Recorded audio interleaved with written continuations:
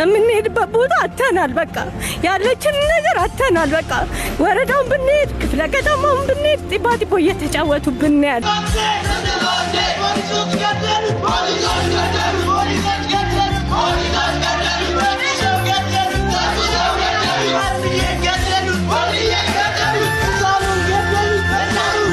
መዝናኛ ቦታውን ማን የሚዝናናበት? እኛ ለቀን እየወጣ ማን ነው የሚዝናናበት? ለህዝብ አለ መዝናኛ ቦታው? እኛ እኮ ህዝብ ነን አይደል እንዴ? እኛ የት እንሄድ? አገራችን ነው ብለን እየኖርን በሰላም እንሰደድ? ለስሙ ግን ከአረብ ሀገር ይምጡ ይላል። አሁን ግን እኔ አሉኝ እህቶች እንዲመጡ አልፈልግም። ምክንያቱም አገር የለን፣ በቃ የለንም።